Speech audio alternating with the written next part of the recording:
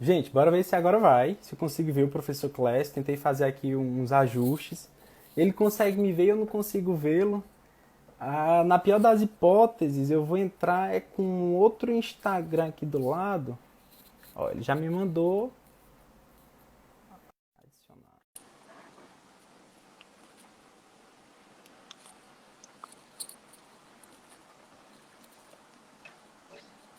Agora foi. Agora eu tô vendo. Rapaz, deu certo. Ian, me mandaram um Oi. WhatsApp aqui, falando Ah, que foi porque você fez uma mexida no cabelo e não queria se mostrar. Pô. Aí, mandaram aqui esse WhatsApp, viu? Você já que, sabe quem foi, né? que absurdo. A gente tem primo é pra isso. Tem família que é melhor não ter, né? Rapaz, essa Ai, ai. Camila tá me devendo, né? Mas, mestre, foi porque minha mãe. O seu cabelo tá cortado, tá bonito seu cabelo. Meu, Agora o eu meu tinha raspado a cabeça, pô, todinha. foi, né? Aqui foi minha Foi. mãe essa semana. Pegou a máquina e estragou meu cabelo. Eu gasto tanto pra manter esse cabelo, mestre. Porque é um bocado de remédio, vitamina que eu tomo. É fogo. Eita, rapaz. Eita. É efeito da quarentena, efeito da quarentena. E Não, aí, mas eu raspei mesmo, depois te manda foto. foi? Revoltado. Rapaz. Eu fui para duas Revol... quarentenas, mesmo. A segunda, não tem que aguente. A segunda seguida, né? Basicamente, mestre. É fogo. É fogo. Logo o senhor que é tão enérgico, tão cheio de Verdade. vida, tão. Né, aí ficar preso não é das melhores. A galera já estabilizou, será? O senhor tá me ouvindo bem, tá me vendo bem, tá tranquilo, né? Consigo ouvir você muito bem. Grande Pois Ilan, Ilan pronto. Preto lá do ênfase. Olha com a gente aí, ó. Ele foi do concurso do senhor? Vocês chegaram a fazer prova juntos, não? Oi. Eu prefiro Foi, né? dizer que eu sou do concurso dele, né, pô? Deixa eu Ah, me recolher na minha insignificância, né? o senhor sempre muito humilde, meu Deus, sempre muito humilde. Acho que a galera estabilizou. Temos 100 pessoas ao vivo agora. Tá um bom número, né? Camila tá aí? Porque se a gente começar assim, Camila, a Milena também Ah, tava perguntando. Milena também tá por aí? Elas duas Milena, não. Aline. Pois pronto, só gente boa. Mestre Clécio, então vamos dar início ao nosso bate-papo de hoje, né? Primeiramente, eu queria agradecer, uma extrema honra o senhor ter aceito esse convite aqui. Houve muitos pedidos pelo senhor para trazer o senhor aqui para ter esse bate-papo legal com os seguidores do Tecendo e deixar registrado, né? Porque depois daqui a gente vai salvar, vou colocar no YouTube, vamos eternizar essa conversa, porque todo mundo conhece e admira e gosta e quer bem o senhor, depois que é seu aluno, quem conhece minimamente, quem tem essa honra de aprender e compartilhar um pouquinho contigo, se torna esse grande fã e admirador. Mas a gente quer conhecer hoje também como foi que tudo isso começou. É uma história, aparentemente, quem vê de longe, de sucesso. Várias aprovações para técnico, analista, assumiu efetivamente como AGU, foi coroado, por fim, como juiz federal, uma das carreiras mais almejadas entre os acadêmicos de direito. Tudo isso, salvo engano, até os 30. Estou correto? Exatamente. Então, aparentemente, é aquele padrão de história daquele garoto, daquela pessoa cheia de privilégios, que teve tudo favorável para rimar esse barco até essa margem muito cedo na vida. Mas foi isso que aconteceu? Como foi? Como foi sua origem? Como foi seu ensino base? Porque a gente sabe que tudo isso, ou pelo menos dizem, né, que tudo isso interfere, importa para esse sucesso. É verdade? Verdade, sim, Ilan. Queria primeiro te agradecer por essa oportunidade, né? Muita gente vai pedido live. Eu sou muito acanhado para tecnologia, divulgação. Então, quem me conhece de perto sabe que eu não sou muito afeto, né? A essas questões. Mas com você, foi meu aluno das antigas, né? E é uma pessoa muito especial. Não poderia deixar de estar aqui com você nesse momento. Eu também acompanhei bem a sua trajetória, né? Vi suas dificuldades. E eu acho que seria um bate-papo interessante porque nós tivemos caminhos também muito próximos em termos de desafios aí para enfrentar. Mas, de fato, Ian, a base ela é muito importante, né, nos estudos, né? A origem de tudo sem sombra de dúvida, a família, né? Família, o caminho inicial. Se você não tem uma família, um caminho inicial que te oriente adequadamente, dificilmente você consegue reverter. Claro que há possibilidades, existem exceções, mas é muito difícil. E essa caminhada minha, ela é meio que, vamos dizer assim, eu fui abençoado por Deus. Na realidade, o que eu posso dizer é exatamente isso, né? Vim de uma escola pública, ensino fundamental, escola pública, ensino médio, praticamente todo em escola pública, a não ser um terceiro ano com pré-vestibular, que eu tive a felicidade de uma pessoa pagar esse curso para mim, então eu tive esse privilégio, né, de estudar em uma escola privada em Teresina, mas foi um caminho cheio de desafios, né, porque eu nunca fui um ótimo aluno, um aluno sensacional, assim, no ensino fundamental, ensino médio. Ao contrário, eu curtia muito a vida, né? Galera de Teresina E sabe aí era. muito bem o que é o gazear, né? Então, Não é da minha época, não. gazeava demais a aula, né? Matar a aula para jogar videogame, pô. Era um Rapaz, negócio muito complicado ali. Então, mas eu posso dizer que mestre. foi um negócio sério ali na minha infância, viu? Mas com muita dificuldade, né? Tive alguns momentos marcantes na minha vida que foram me forjando um pouco, né? Principalmente valorizar pequenas coisas, né? Eu me lembro muito bem que dos meus ensinos iniciais até aproximadamente a oitava série, não tinha um nono ano, na nossa época, né, Ian? Sim. Então, não tinha um nono ano. Eu tinha um quichute, não é isso? Quem é das, não sei se você vai lembrar do quichute também, mas eu tinha um quichute que era o meu tênis lá, comprado com muito suor pela minha mãe, Osmarina, né? Espero que ela tenha a oportunidade de depois ver e acompanhar essa Esse bate-papo. mensagem, mulher muito, muito lutadora. Então eu tinha aquele quichute que era uma coisa assim fantástica, né? Eu achava maravilhoso. E nunca tive um tênis na vida, né? E foi interessante que eu ganhei um tênis, o primeiro tênis que eu ganhei, essa história ela é muito emblemática para mim, porque ela me marcou muito na minha caminhada inicial. Foi um Ah, tênis da doutora Aldeci, que trabalha ali na Medimage, muita gente deve conhecer aí em Teresina, e era um tênis bonito, marca Puma. O primeiro tênis que eu ganhei na minha vida poxa, foi esse tênis, na oitava série, da marca Puma, e tinha uma particularidade, cara. Eu qual? fiquei tão envaidecido com esse tênis que eu não tirava o tênis do pé. No Pra nada. entanto, o tênis era 2 números menor do que o meu pé. Então apertava muito, não? Muito, que fazia calo.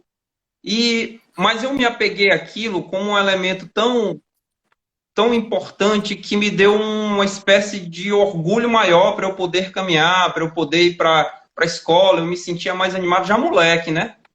Já Sim. moleque, mais animado. E ainda hoje eu lembro esse fato porque reflete em mim, desde a da infância, aquela ideia de valorizar mesmo as pequenas coisas e crescer com elas, né? E crescer com elas. E ali, me lembro muito, foi um ano de pé apertado, mas com a felicidade assim que não tinha tamanho. E passei por uma dificuldade muito grande na época do ensino fundamental também, porque eu fiz o teste do antigo Cefet, Certo. né? Hoje é o Instituto É Federal de IFE. Educação Tecnológica, Aham. o IFE, né? E tinha passado.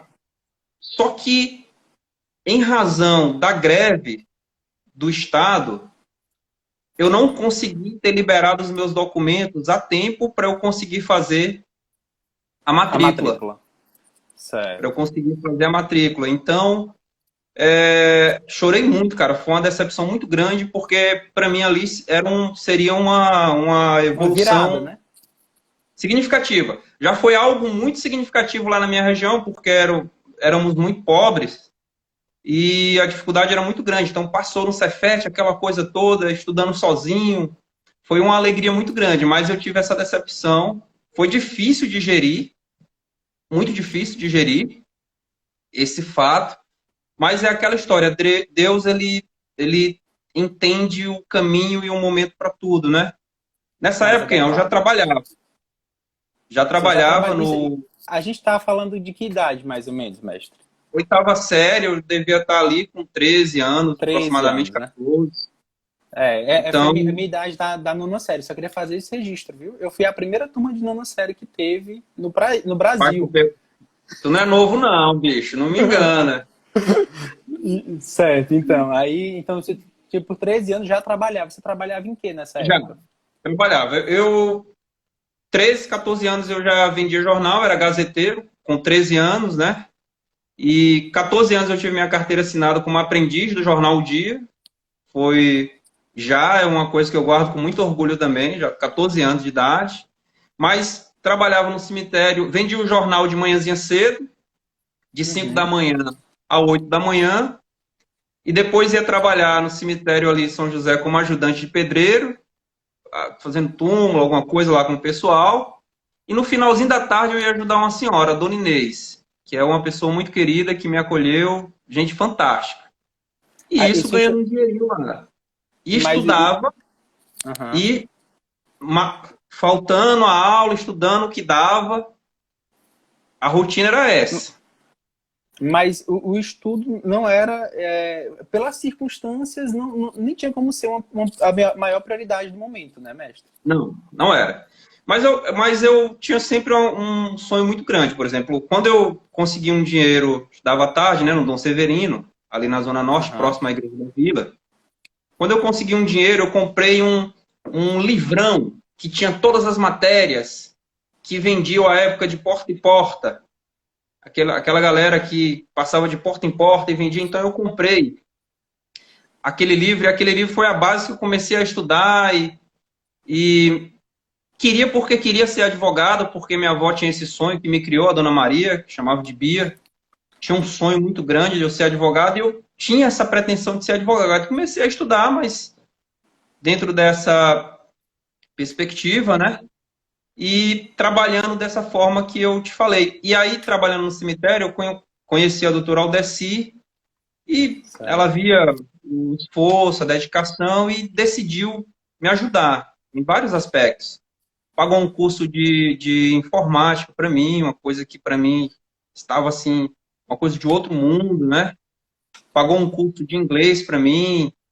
Então, aos poucos, ela foi me ajudando. Conheci o doutor Pedro Alcântara, que é desembargador do Tribunal de Justiça Sim. do estado do Piauí, passou a me ajudar também muito, muito, em diversos aspectos. E aí eu fui tendo um contato com pessoas que me inspiraram, né? Doutor Aldeci, doutor Pedro.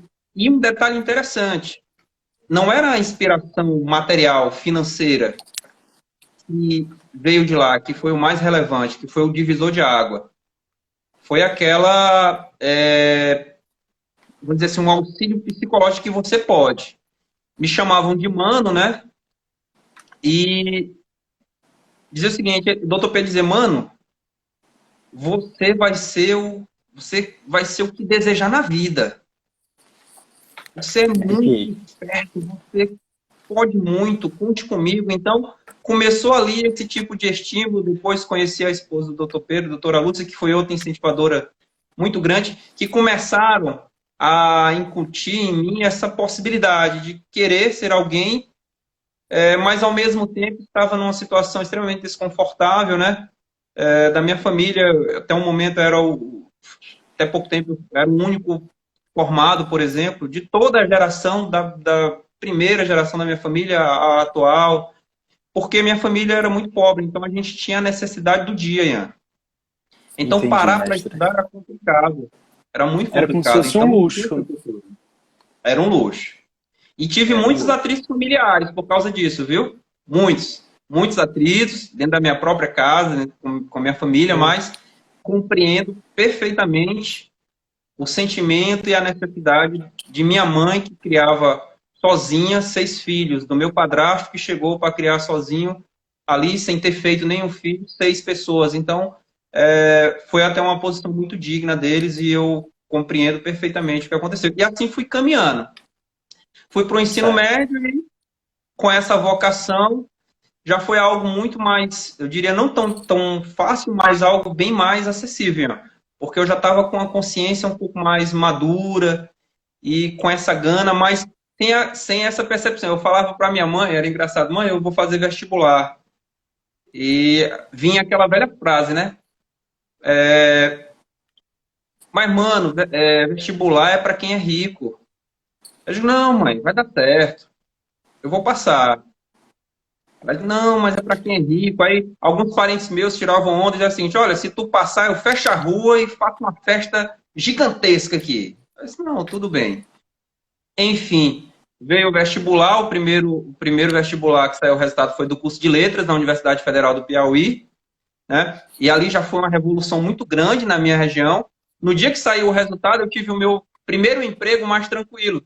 Deixei de vender bolo, vender produtos, ajudante de pedreiro, etc. Eu fui ser professor particular de 3 alunos. Né? Foi o primeiro contrato assim, regularzinho, certinho que eu tive. No dia que saiu o resultado, a dona Edinalva me contratou para cuidar dos 3 filhos delas e eu tive a honra de cuidar dos 3 até eles ingressarem na universidade.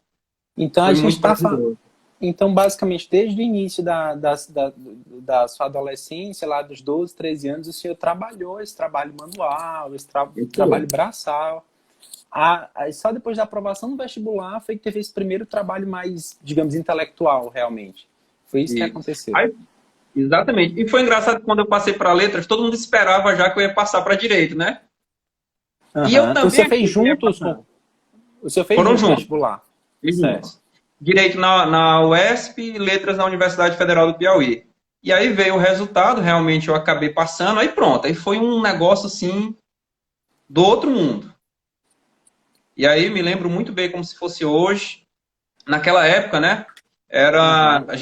O resultado era no rádio, né? Não saía essas listas, a gente tinha que ficar esperando o jornal ser rodado com o resultado do vestibular, era um negócio muito... Parava a cidade, né? E aí eu ouvi meu nome, depois fiquei na dúvida se tinha escutado ou não, foi um negócio louco, aí fui até o Meio Norte.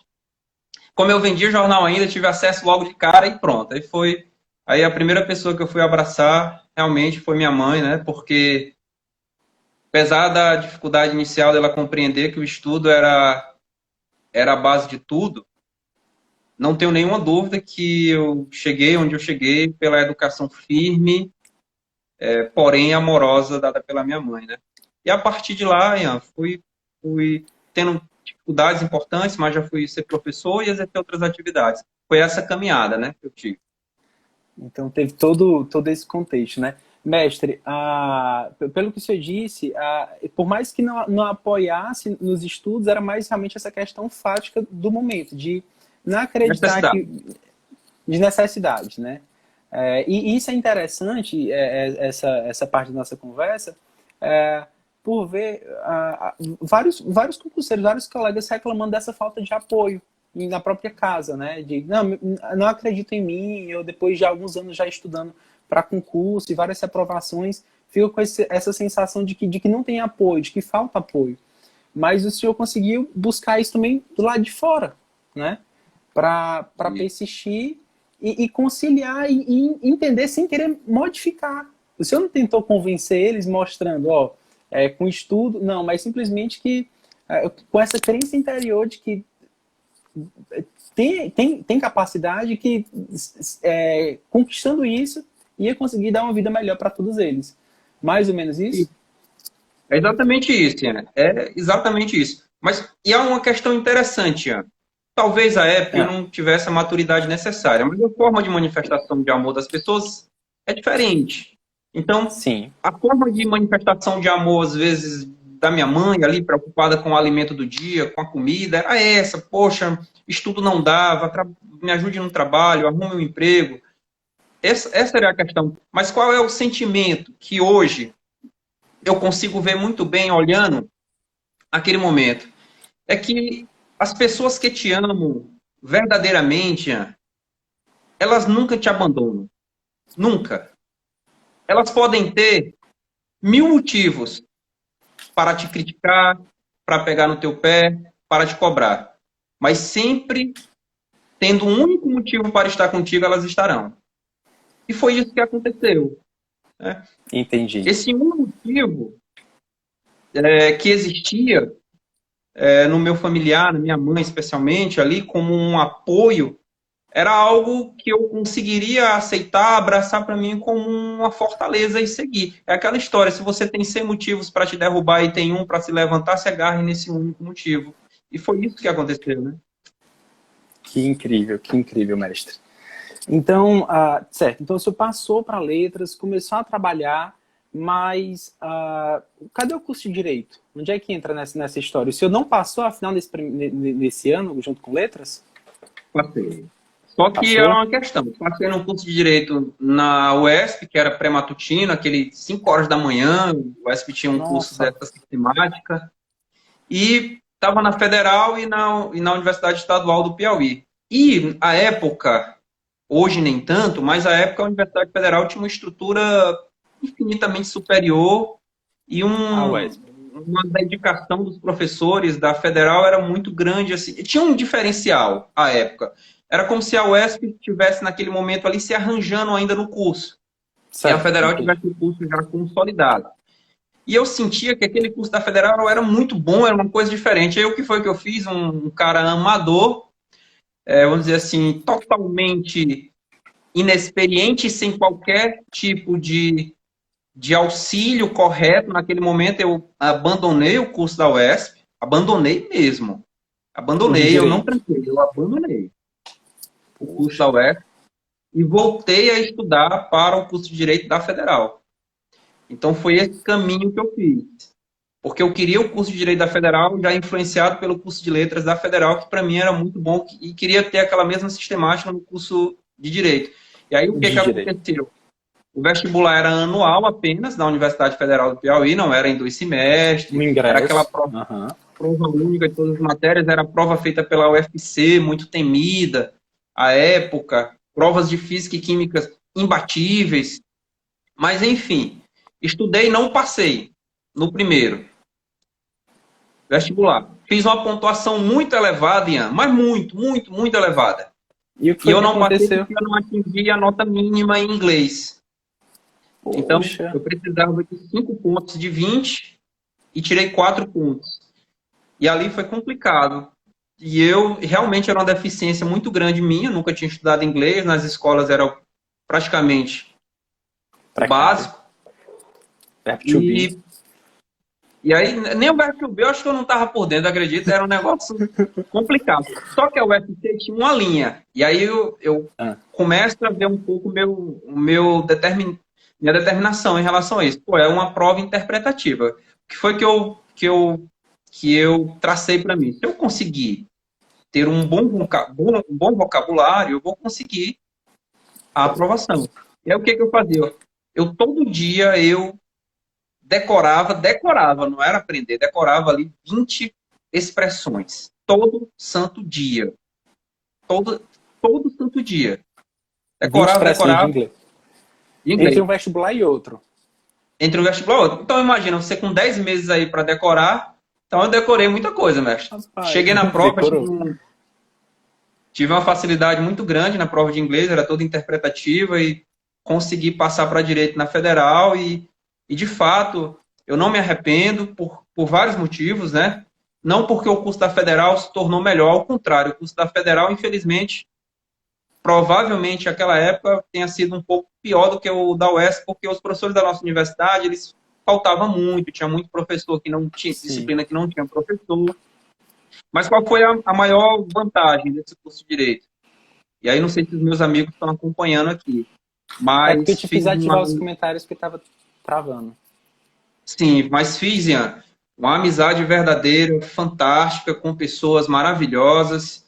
Ainda hoje tenho grupos, pessoas, Ian, que foram do meu convívio, pessoas de ótima condição, pessoas com uma condição financeira extremamente elevada, mas que, por exemplo, tiveram em minha casa em um dia e eu não tinha gás, foram para a gente estudar, o grupo, e nós não tínhamos gás em casa, então eu tive que fazer um fogareiro, e ali a gente cozinhou no carvão nesse dia, e eles almoçaram comigo. Pessoas de altíssima condição, porque direito e medicina naquela época só entrava Elite. quem estava lá na classe social mais abastada de fato. Então eu tenho esses amigos ainda hoje comigo, não vou nominá-los, mas são pessoas maravilhosas. Temos um grupo ainda, nós continuamos.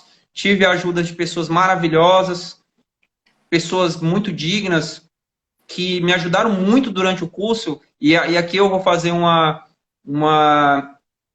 agradecimento muito especial a uma pessoa chamada Fabiola Stosa, né? Que eu ia a pé para a Universidade Federal do Piauí. À noite eu ia a pé e voltava a pé. Então era muito Mas você morava, complicado. era Zona Morava na Zona Norte que você Norte, morava. pertinho Da Zona da Norte para a UESP. Zona Leste. A Poxa. pé. Sem dinheiro, aquela dificuldade grande mesmo. E ia a pé, cara, até um dia que uma colega minha descobriu que eu estava vindo a pé, que foi a Fabiola. E aí quando ela descobriu, ela disse, Clécio, você não vai de pé. Não existe isso. Então ela passou a me pegar todo santo dia lá em casa e eu fugia dela, eu era uma vergonha danada. Cara, eu fugia dessa mulher para não dar trabalho e era atrás de mim. E quando terminava, às vezes ela me pegava no meio do caminho, voltando da universidade. Clécio, como é que tu faz isso comigo? Então é uma pessoa que eu tenho no meu coração hoje, né? E que eu devo muito a ela porque me ajudou muito. Mas foi assim, né? O curso eu tive essa dificuldade. O meu primeiro livro da Universidade Federal, Ian, eu ganhei das mãos do professor Edilson Farias, muito conhecido, promotor. Então, ele, ele me perguntou, ele passou um trabalho lá, né? Na realidade, não é nenhum trabalho, ele disse que ele adorava o Canotilho, né? Quem foi aluno dele sabe Aham. disso. Ele E adora, sim. então ele diz o seguinte: olha, quem não tiver o livro do Canotilho não entra na minha próxima aula. Então foi mais ou menos. E eu aperreado, pô, um livrão do Canotilho caríssimo naquela época, era muito caro, hoje está bem mais acessível. E aí eu fui falar para ele, professor, olha, eu tenho que dizer para o senhor que eu não tenho condição de assistir a sua aula, porque eu não tenho esse livro.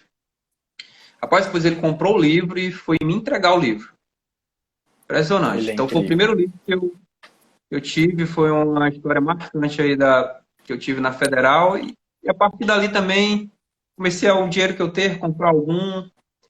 E as portas foram se abrindo mais, e o doutor Pedro passou a me chamar para trabalhar com ele, estagiar com ele, logo no início, e foi crescendo, a caminhada melhorou um pouco em relação a isso.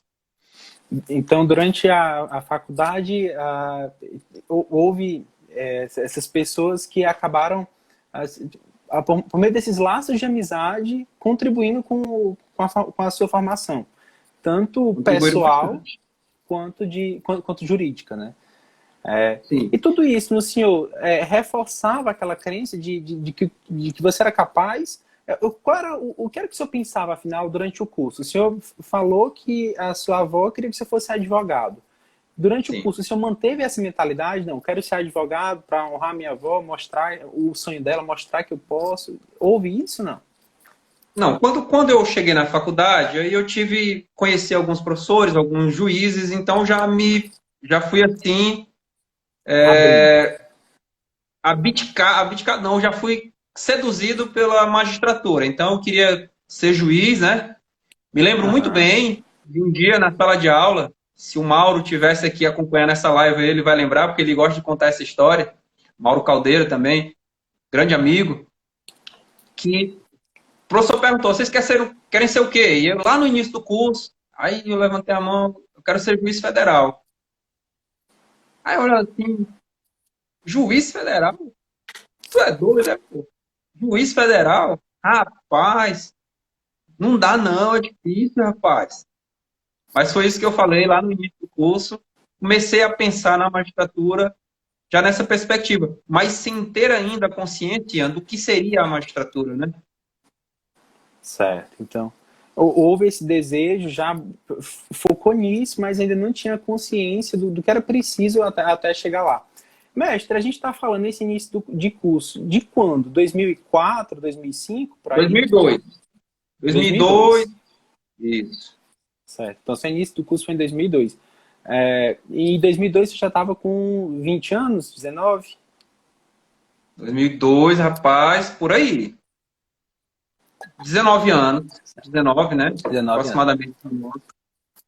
Certo. Depois de levar 2 anos para ingressar no curso de Direito, porque tinha decidido.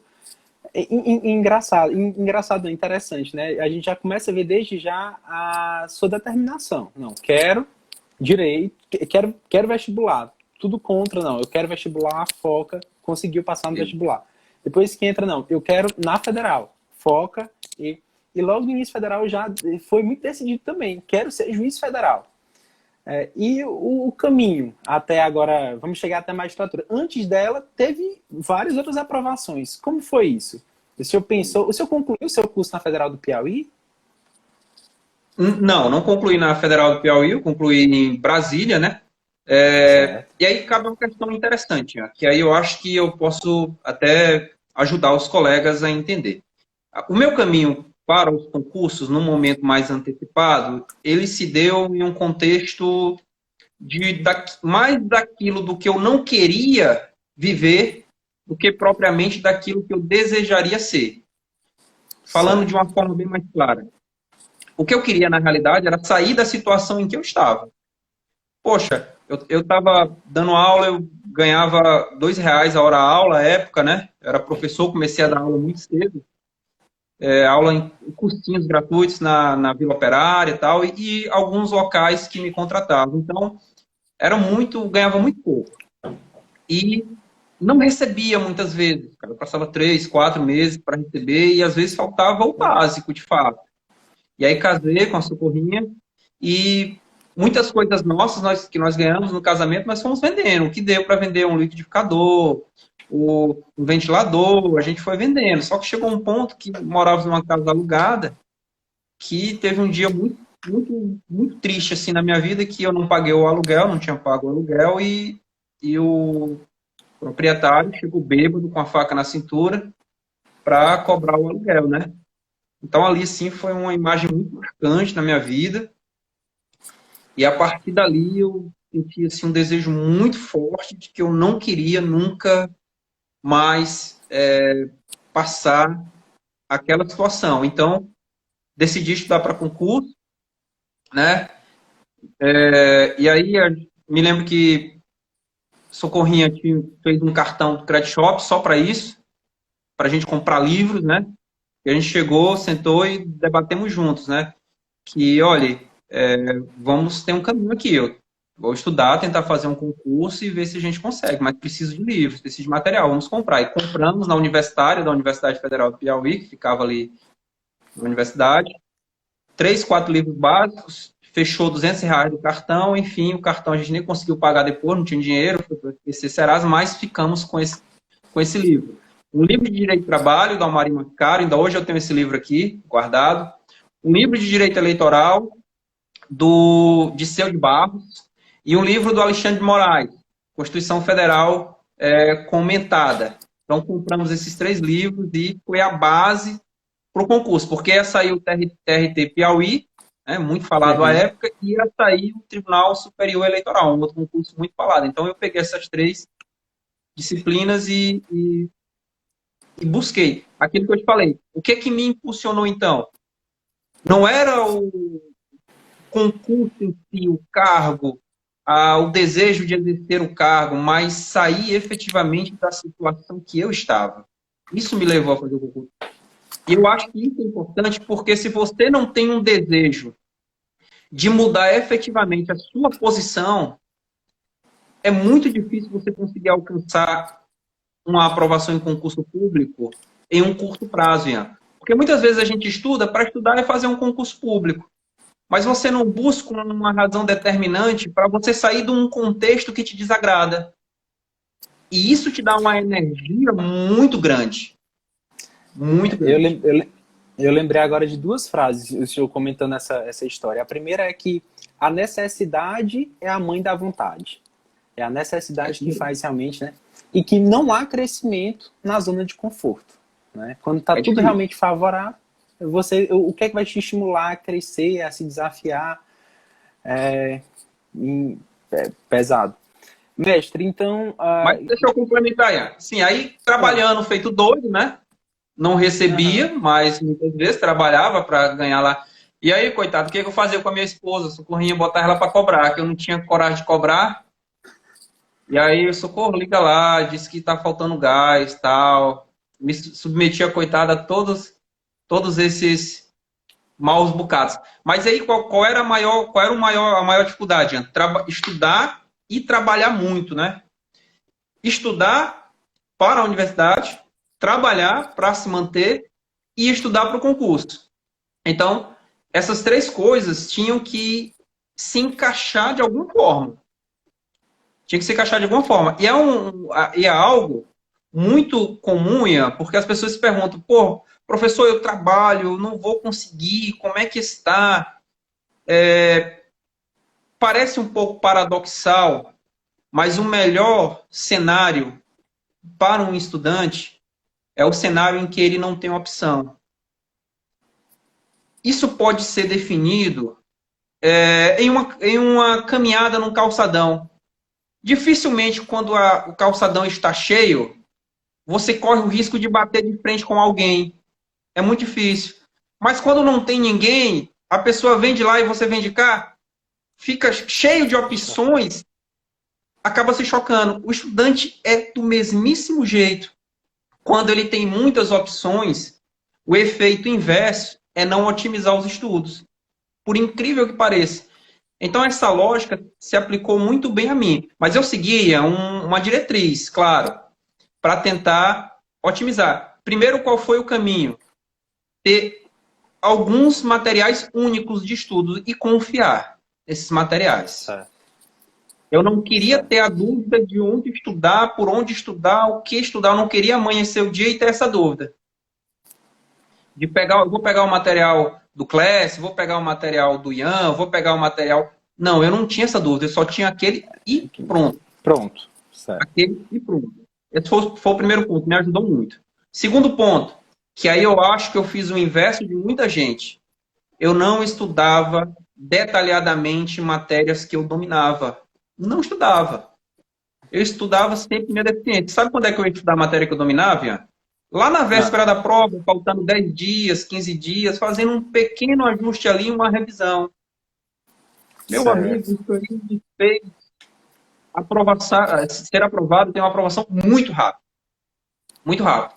Qual é o problema do aluno? Ele deixa a deficiência e insiste em rever aquilo que ele sabe, é impressionante.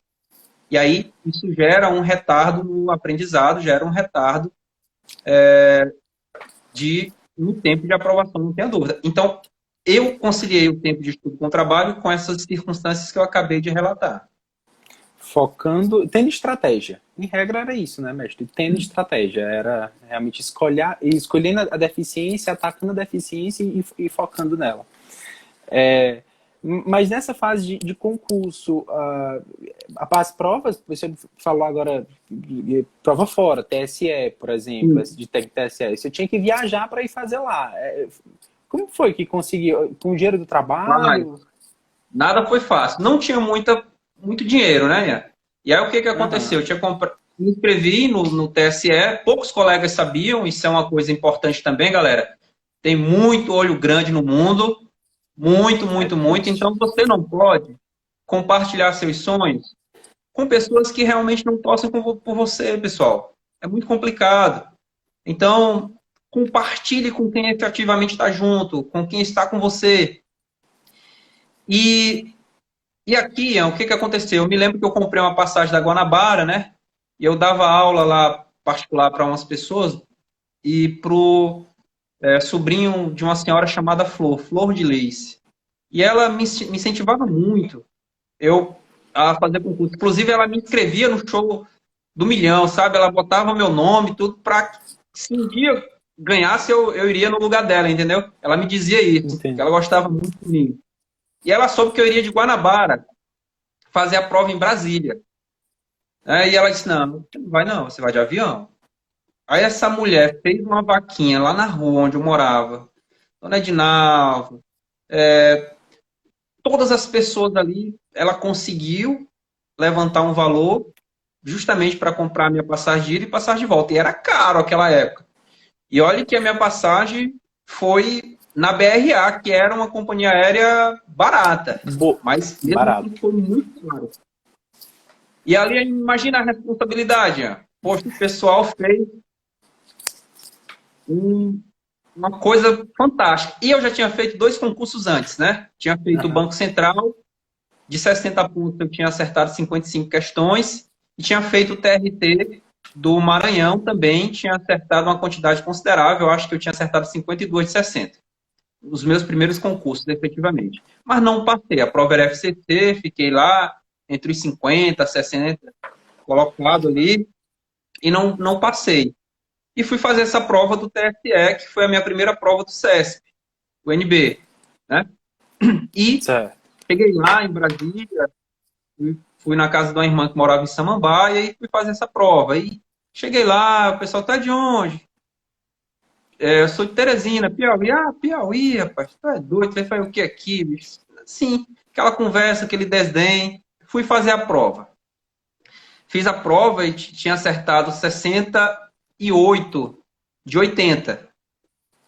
E aí, prova CESP, né? Mas qual era a conclusão que eu cheguei? Porra, de novo, não vou passar, porque 68 de 80, se eu já tinha feito até 55 de 55. 70 e não tinha passado, então não, acho que eu não passo. Mas eu encontrei uns amigos no aeroporto, José Carvalho, inclusive, hoje é assessor do ministro Gilmar Mendes, no Supremo Tribunal Federal, e ele era tido como um cara muito capacitado aqui no Piauí. A gente estagiava juntos na AGU, então ele era um cara muito, muito, muito preparado. E ele me contou a pontuação dele. E aí, estava assim uns 8 a 9 pontos abaixo de mim. Poxa.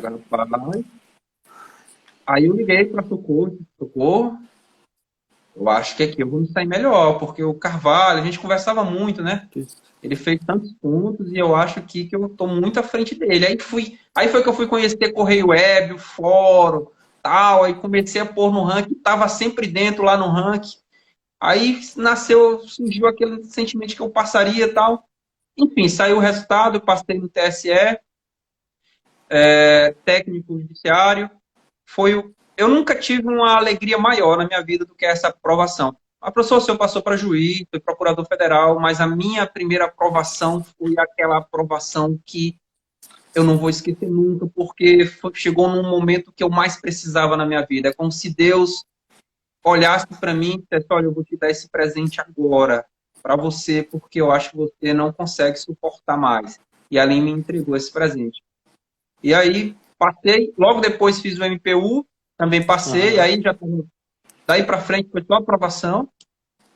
Passei no MPU muito bem, fiquei primeiro colocado empatado com 4 pessoas, né? E eram 5 vagas. E aí todo mundo dizia, rapaz, abandona esse concurso de Brasília, espera o MPU te nomear.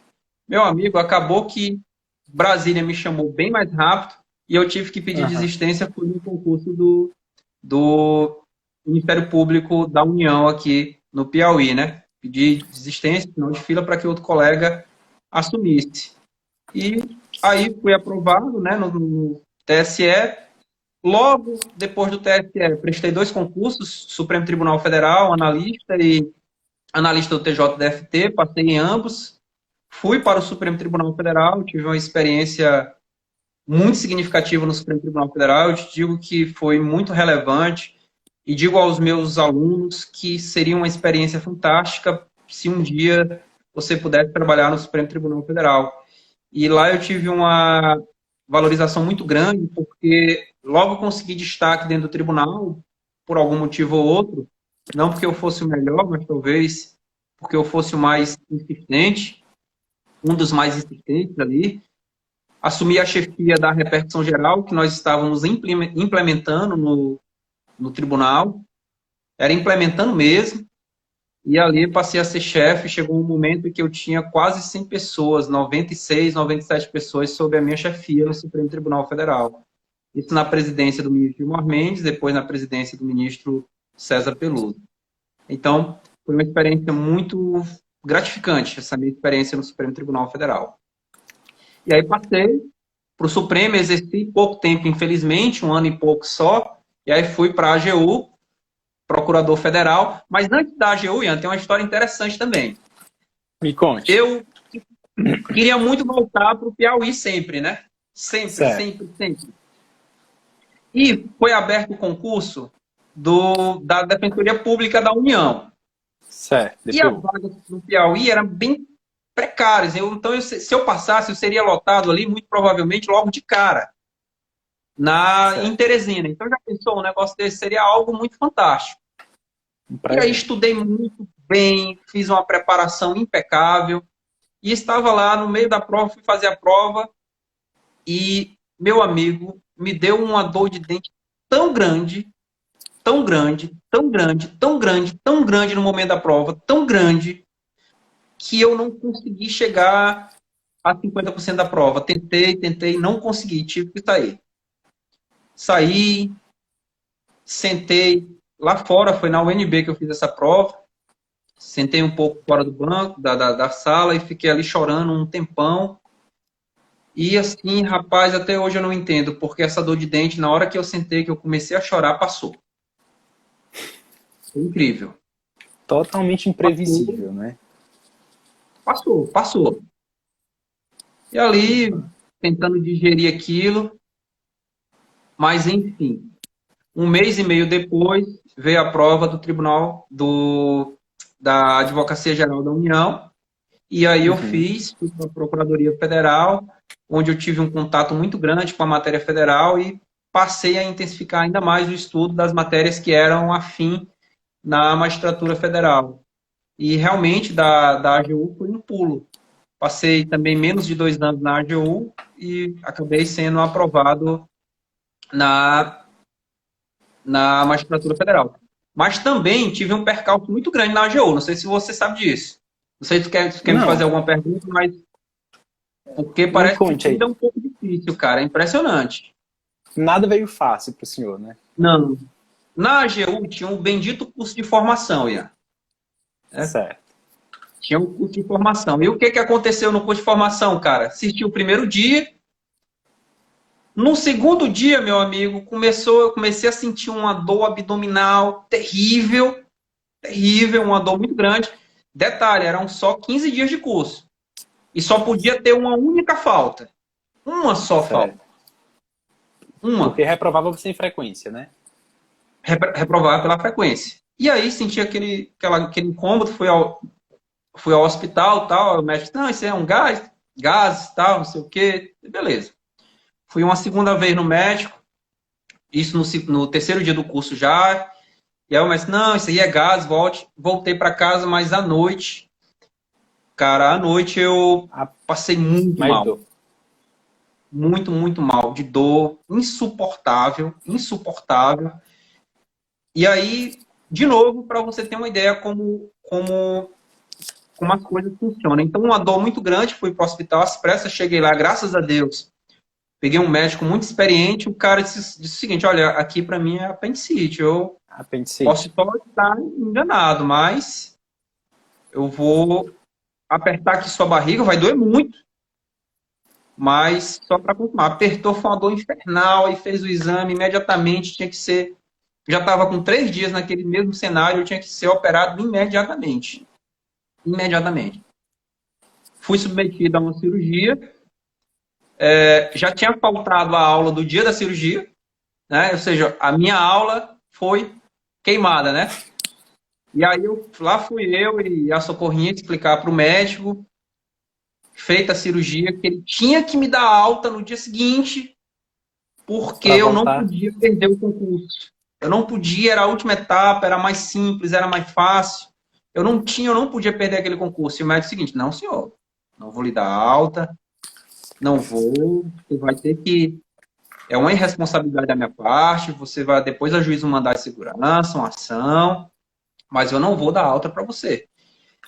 E, enfim, eu sei que a Socorro conseguiu convencer esse cara, eu não sei como. Ela convenceu. conseguiu convencer. Mas conseguiu convencer por quê, Ian? E vou te explicar. Uma circunstância.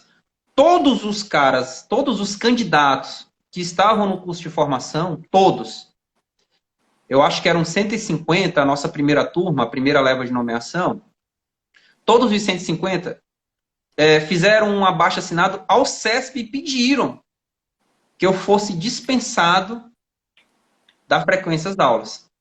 Sabe qual foi a resposta do CESP?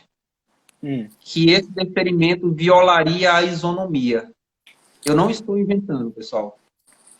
É impressionante. A resposta que o CESP formalmente apresentou ao requerimento apresentado foi esse. Quer dizer, ou eu ia para a aula no dia seguinte, ou eu estava reprovado. Imagina, a última etapa do concurso, bem mais simples, um curso de formação. E aí o médico soube dessa circunstância e fez lá eu assinar um termo de responsabilidade. Fez os exames e me liberou para o curso. Eu fui deitado numa maca, assisti o curso de formação deitado numa maca, lá no fundo, distante de todo mundo, para não ter uma infecção, não ter nenhuma circunstância dessa natureza. E um professor entrou assim, olhou, disse, o que é isso aí? Aí explicaram para ele. Aí ele foi, levou a história ao Procurador-Geral Federal, doutor Marcelo Siqueira, e o Procurador-Geral Federal foi até o CESP e descatitou. Aí depois que eu já estava lá, com 2, 3 dias, aí o CESP veio, não, você pode ir para casa, tá. Enfim, aconteceu isso no curso de formação, mas eu gostaria de registrar também uma questão interessante que ocorreu nesse curso de formação, que vale a pena você abrir espaço no seu coração quando for possível. O que foi que aconteceu? No Correio Web, a galera estava lá, vocês vão ficar onde? Vocês vão ficar onde, né? Lá no fórum. E lá em casa tinham 2 quartos vagos. E eu ofereci, pô. E aí, minha esposa assim, Clécio, tu nem conhece a pessoa, rapaz. Sabe nem quem é, nem de onde vem. Tu vai oferecer tua casa, cara. Não, Scott, vou aqui. A pessoa de um concurso não é possível. E aí eu ofereci para um rapaz chamado... Quem aceitou foi um rapaz chamado Rafael. A gente apelidou ele até de monstro da apostila, porque ele leu a apostila umas 10 vezes em 15 dias. É uma apostila bem grossa. E aí o que aconteceu, Ian? Para você ver. Eu ofereci minha casa para esse cara ficar alojado. Só que na realidade, quem foi auxiliado por ele fui eu. Porque ele ficou dirigindo para me levar para o curso. Lá em casa tinha uma escada muito íngreme, não tinha elevador. Ele me pegava na cadeira de roda e me levava. Então, cara, veja, eu fui ajudar um cara e na realidade eu acabei sendo ajudado pelo Rafael. Que hoje é promotor de justiça lá em Santa Catarina. Então, um cara fantástico, né, que me ajudou muito. Francisco também me acolheu muito, que hoje é o meu diretor de secretaria. E, enfim, para destacar que vale a pena a gente ser solícito, vale a pena, porque às vezes essa solicitude, ela se volta para a gente. Quem é meu aluno sabe, por exemplo, eu nunca deixei ninguém nunca deixou de fazer um curso meu por dinheiro. Nunca, mas nunca. O aluno chegava, professor, eu não tenho como pagar o senhor. Eu liberava. Até, gente, passei muita perna, peguei muita pernada aí do povo, mas, enfim, era mais ou menos desse jeito, viu? Isso aconteceu no concurso da Advocacia Geral da União e isso me marcou muito e me fez valorizar demais os colegas que ali estavam comigo, naquele curso de formação. Efeito bumerangue, né? O bem que a gente emana para o universo devolve para a gente. Na realidade, eu acho que o senhor aprendeu isso desde cedo. Hoje, podendo ver em perspectiva toda a tua trajetória, mestre, a gente consegue entender e compreender melhor porque o senhor tem esse coração tão bom, porque o senhor acredita tanto no potencial dos seus alunos, quando nem a gente acredita na gente mesmo, porque acredito que foi mais ou menos isso que aconteceu com o senhor no passado. O senhor era tudo em potencial, mas precisou que viessem pessoas de fora e falassem, eu acredito em você, eu confio em você, você é capaz. E o senhor abraçou tudo isso e cresceu, e é esse exemplo hoje para todos nós, Que fantástico. Mestre, a gente está agora com a AGU, mas onde é que entra dois ministérios públicos? Que eu vi que teve dois MPs na história, o MP Piauí, né, e o MP Tocantins. Eles É são antes verdade. da magistratura? São concomitantes, né? Certo. A carreira da AGU ela é fantástica, né? Mas tem os seus pontos negativos, porque é uma carreira, agora não está bem melhor, é uma carreira que era orientada muito por uma advocacia voltada para teses assim, sem muita consistência jurídica, etc. E muitas vezes nós éramos obrigados a sustentar a ferro e fogo. Né? Às vezes o INSS negava, vou exagerar, negava um benefício a uma pessoa que chegava lá sem duas pernas e dois braços. Mas a gente tinha que defender, muitas vezes. Entendi. Não era complicado, aquilo me incomodava um pouco, né? Hoje a atuação está muito mais aberta, bem mais independência no membro da AGU, melhorou significativamente esse aspecto, mas na minha época era um pouco complicado ainda. Tínhamos liberdade, sim, mas bem amarrada, era um medo muito grande para fazer um acordo. E isso me incomodava, então eu procurei outras carreiras. E aí comecei a fazer, fiz ministério, mas não estudava para essas carreiras. Fiz Ministério Público do Piauí e fiz Ministério Público do Tocantins. Já estava lá Você estava estudando para na AGU, né? Você estava estudando para juiz federal e aí Juiz foi fazer federal. as outras carreiras. Certo. Fiz as outras carreiras. E aí, no Ministério Público do Tocantins, eu passei bem, estava entre os primeiros colocados lá, e cheguei até a prova oral do MP-TO. E no MP Piauí, eu acho que eu fiquei entre os 10 primeiros na prova objetiva, não lembro muito bem, e desisti na prova objetiva, também no MP Piauí. Na discursiva. Ou seja, não fui para a discursiva, né? Desisti. Ah, entendi. Certo. Por quê? Porque eu estava na prova oral de juiz federal. Então eu era o que eu queria, então eu abandonei qualquer outro tipo de concurso, qualquer outro gasto de energia, eu queria o concurso de... Eu imaginei o seguinte, poxa, imagina aquela alegria de você ter em mente que nunca mais vai precisar ter que decorar aquelas bobagens para passar em concurso público. Uma lei perdida para passar em concurso público. Isso é muito gratificante. E tinha outra questão interessante, que já pegando esse gancho, Ian, do incômodo na AGU. Porque o cargo ele é muito bom, a pompa do cargo ela é relevante, o salário é muito importante, mas se você não buscar algo que te traga felicidade, se você não buscar um ambiente de trabalho onde você possa melhor servir a sociedade naquilo que você tem de melhor, você vai se sentir frustrado em certo ponto. Então, eu vi a magistratura como esse ambiente onde melhor eu poderia servir ao meu semelhante, servir ao meu co-cidadão, à sociedade em geral, e ao mesmo tempo trazer comigo essa felicidade. Então, eu trilhei esse aspecto, por isso que eu abandonei mesmo. Muita gente diz, pô, você é doido, se não passasse, era um risco. Né? Mas você resolveu correr esse risco. Resolvi correr esse risco. Deixa eu só abrir um parênteses bem aqui. Ele tem um limite de tempo, aí vai cair em 1 minuto e 30, mas aí eu entro de novo, mesmo procedimento para a gente reiniciar. Como foi que a gente fez? Eu te mandei, foi? Eu entrei e o senhor... Não, eu convidei o senhor. Dá certo eu convidar. É porque eu resetei aqui o celular. Mas vamos esperar ele cair, porque... Isso, se cair eu volto, aí o senhor entra de novo na conversa, mesmo esquema. Viu, galera que está assistindo aí, só para ficar atento. Então, Ian, foi isso que aconteceu, né? Então, eu deixei esses 2 concursos que eram fantásticos, né? Concursos excelentes, mas fui para a magistratura federal e não me arrependi, porque, graças a Deus, fui brindado com a aprovação, né? Um concurso que foi difícil porque eram 126 vagas e nós chegamos na prova oral 55 candidatos apenas. Poxa! Então foi bem acirrado mesmo. Como sempre, a sentença penal tirando todo mundo, né, Ian? Eita, essa bendita sentença penal. É complicado. Mestre, o senhor mudou muito sua preparação? Como foi essa preparação para juiz? Lá do início, da forma que hoje o senhor tinha mais capacidade de comprar mais livro, de ter acesso a mais material, os tempos também já eram outros, né? O senhor modificou essa sua forma de estudo? Foi necessário o senhor fazer um cursinho, alguma coisa nesse sentido? Ou o senhor foi muito sozinho, realmente? Não, eu não fiz cursinho. O único cursinho que eu fiz foi de prova oral com a Isabel